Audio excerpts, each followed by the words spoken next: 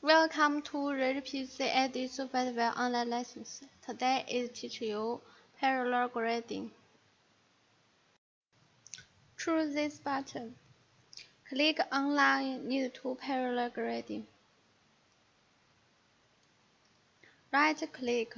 You can see this table. Input distance of each parallel line.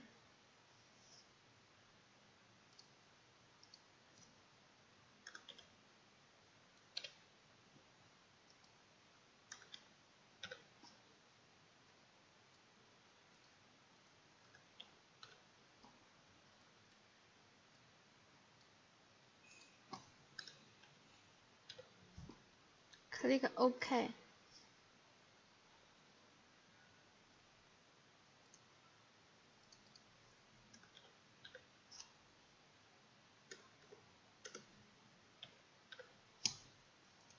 OK.